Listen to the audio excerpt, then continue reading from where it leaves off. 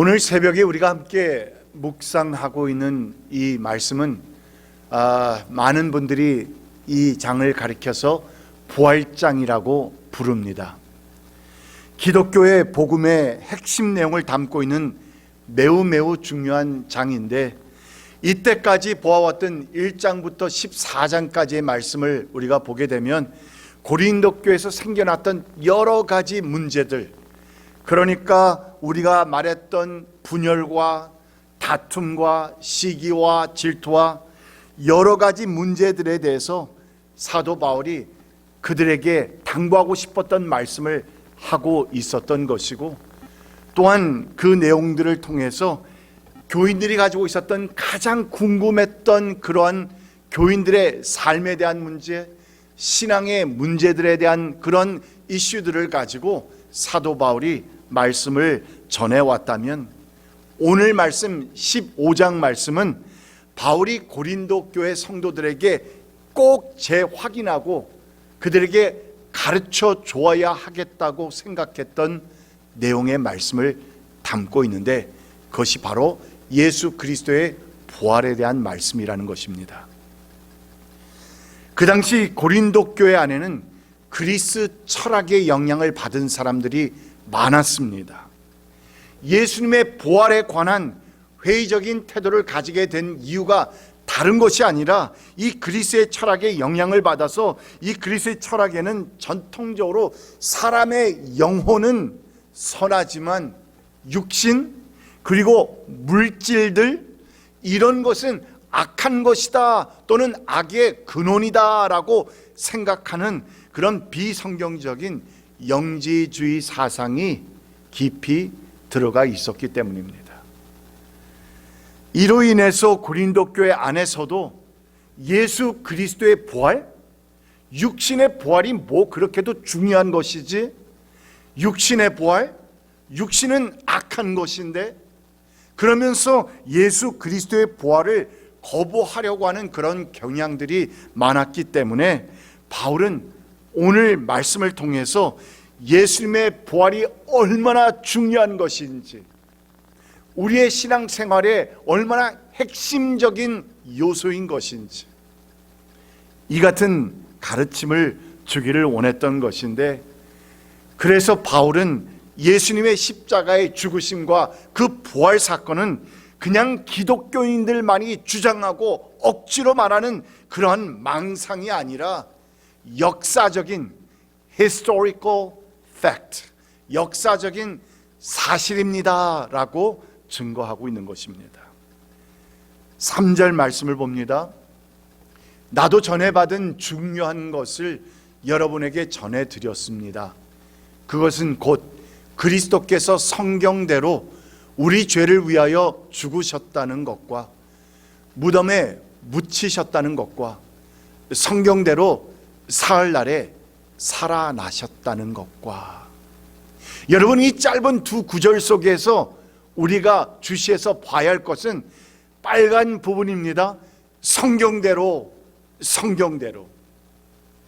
그러니까 여기서 바울은 예수님께서 십자가에 달려 죽으시고 장사 지내진 것, 무덤에 묻히신 것도 구약 성경에서 이미 말씀하신 것이 이루어진 것이고, 또한 예수님께서 사흘 만에 다시 살아나신 것 역시 성경이 이미 예언했던 그 일이 바로 우리 가운데서 성취된 일이라는 그 사실, 이것을 강조한 것인데, 그러면은 예수님의 죽으심과 부활 사건은 그냥 우연스럽게 우리 가운데 일어난 그 어떤 사건이 아니라 하나님께서 오래전부터 계획하셨고, 또한 오래전부터 구약 성경 곳곳을 통하여서 이미 예언하셨던 그 내용이 오늘날 그들의 현실 가운데서 성취된 하나님의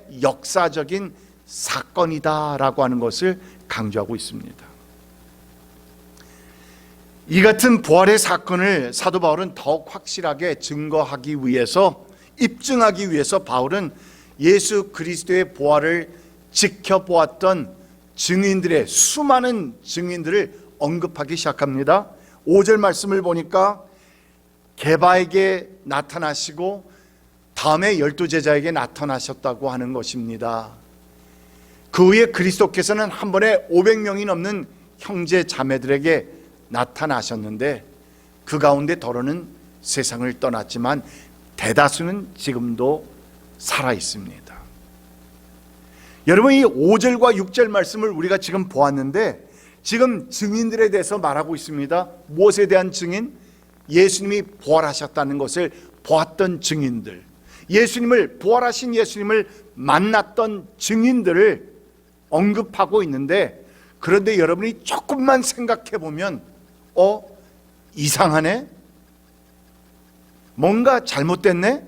뭔가 빠진 사람이 있네?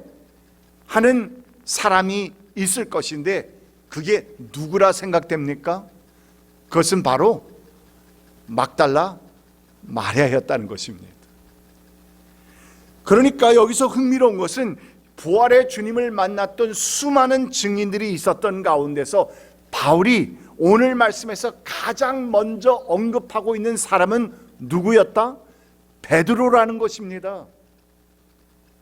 그런데 우리가 잘 알다시피 그것은 예수님을, 부활하신 예수님을 가장 먼저 만났던 사람은 베드로가 아니라 베드로에게 가서 알려주었던 오히려 막달라 마리아였다는 사실.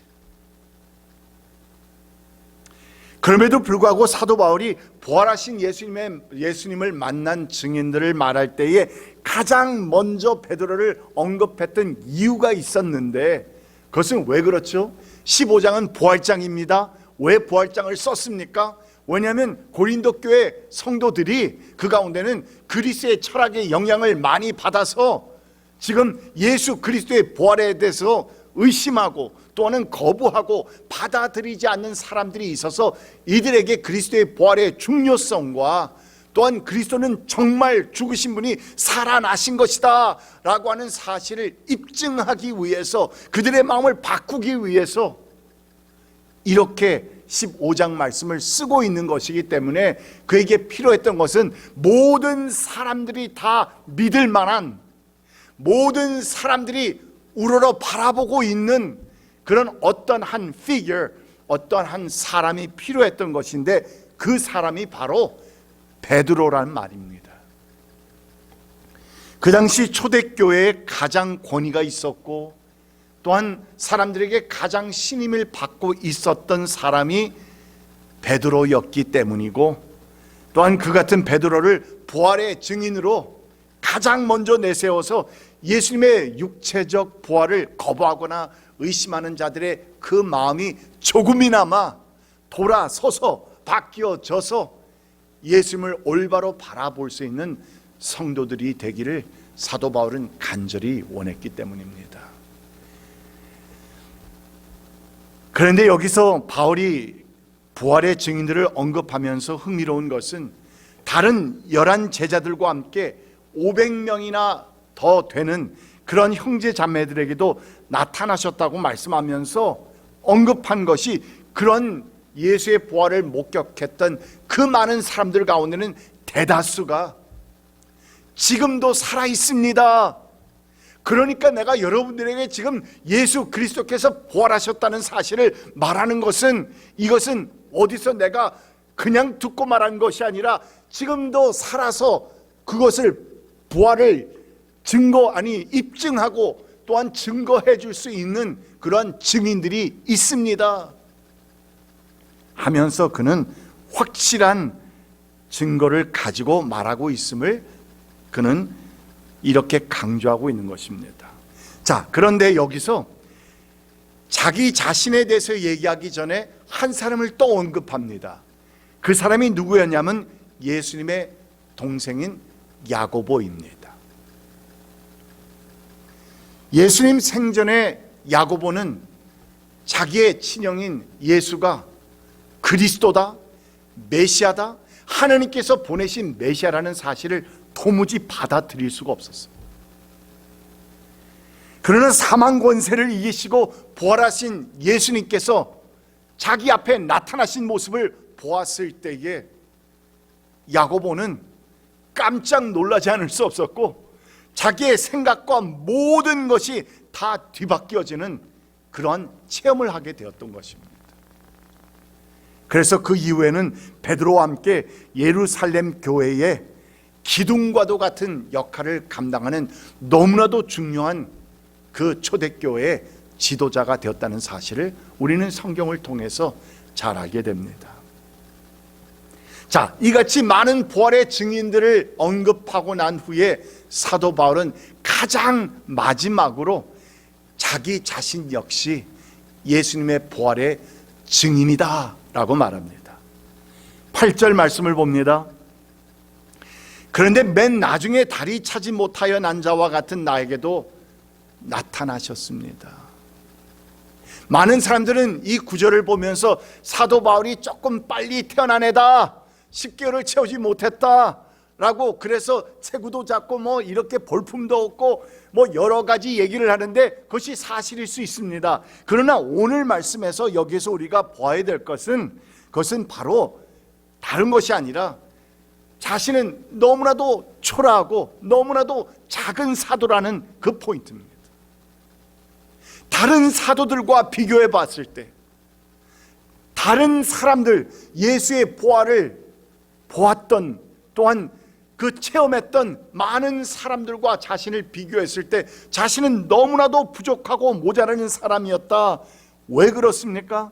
왜 그러냐면 다른 것이 아니라 원래 자신은 예수를 먼저 믿지 못하다가 박해하다가 오히려 교회를 박해하다가 나중에 믿게 된 사람이었음을 고백하고 있죠.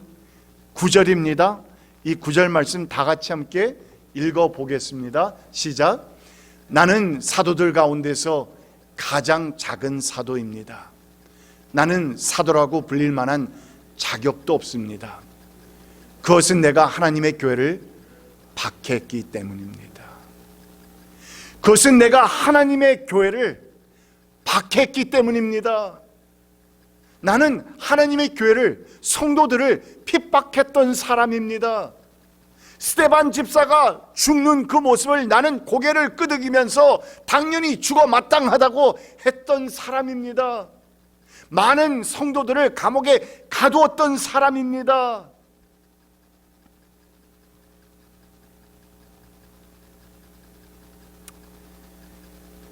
그래서 그는 너무나도 부끄러운 이런 과거가 있었지만, 그러나 자신은 하나님의 크신 은혜로 내가 나 되었다고 고백하는데 10절 말씀을 봅니다. 그러나 나는 하나님의 은혜로 오늘의 내가 되었습니다. 나에게 베풀어 주신 하나님의 은혜는 헛되지 않았습니다. 나는 사도들 가운데 어느 누구보다도 더 열심히 일하였습니다. 그러나 이렇게 한 것은 내가 아니라 나와 함께 하신 무엇입니다? 하나님의 은혜입니다.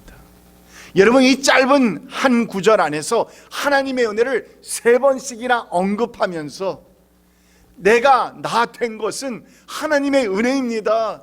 나는 결코 다른 사도들이나 다른 증인들과 같이 그렇게 잘난 사람들이 아닙니다. 나는 정말 가장 나중에 예수를 믿게 된 사람입니다. 아니, 예수를 믿었던 사람들을 오히려 먼저 핍박했던 사람입니다 하면서 고백하고 있는데, 이 같은 고백을 한 이유가 다름이 아니라 이같이 큰 은혜를 내가 입었기 때문에 나는 예수 그리스도의 부활을 증거하지 않을 수 없습니다 하는 것이 포인트입니다.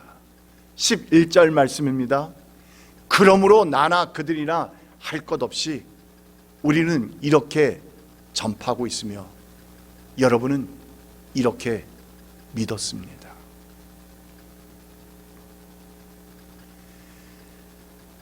사도 바울은 지금 고린도 교회에, 자신이 세웠던 그 고린도 교회, 다른 것도 아니라 그리스도의 죽으심과 부활하심의 복음을 전하면서 그들에게 전도했던 사도 바울이 여러 사람들과 함께 세웠던 고린도 교회였는데, 그가 사명을 따라서 그곳을 떠나서 다른 곳으로 가자 그곳에 거짓 교사들이 와서 이런저런 잘못된 가르침을 주어서 지금 성도들 가운데는 적지 않게 예수 그리스도의 부활을 받아들이지 않고 거부하는 사람들이 생겨났으니 그 마음속에 엄청난 이 책임감이 있었던 것입니다. 여러분, 저는 오늘 말씀을 적용해 보면서 우리 주변의 사람들을, 아니 저의 주변의 사람들을 먼저 돌아보았습니다. 내가 정말 사랑하는 사람들, 나의 가족과 나의 친구들과 나의 친지들, 오늘날도 예수 그리스도의 부활을 믿지 못하는 사람들이 우리 주변에는 너무나도 많습니다. 정말 예수 그리스도가 부활하셨다면 그분은 하나님께서 우리에게 보내주신 메시아이심을 믿고 받아들일 텐데, 그런데 그 사실이 그들에게는 리얼리티, 현실로 다가오지 않기 때문에 그들은 아직도 예수 그리스도를 받아들이지 않고 있습니다. 물론 여기 계신 우리들은 예수 그리스도의 부활을 확실히 받아들이고 예수를 믿는 사람들이 되었지만, 우리가 오늘 말씀을 적용하면서 우리 주변에 있는, 내 가까이에 있는 사람들 가운데, 사랑하는 사람들 가운데 아직도 이 부활의 주님을 받아들이지 못한 그 사랑하는 사람들의 영혼들을 위해서 기도하는, 최선을 다하는 우리 스스로가 되기를 간절히 축복합니다. 우리 함께 기도하시겠습니다.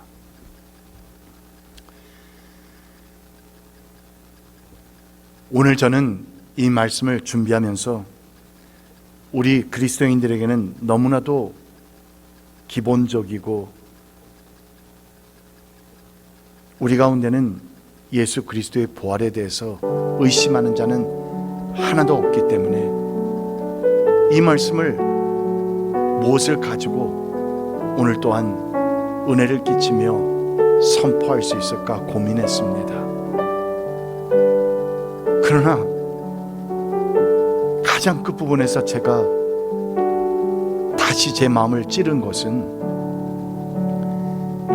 우리 주변에 있는 사랑하는 사람들의 영혼들이었습니다. 아, 나뿐만이 아니네, 나만 구원받는 것이 아니네, 하나님께서 내 주변에 나에게 가족을 주시고 사랑하는 친지들과 친구들을 주신 것은 하나님께서 나에게 맡겨주신 영혼들이라는 그런 깨달음이 왔습니다.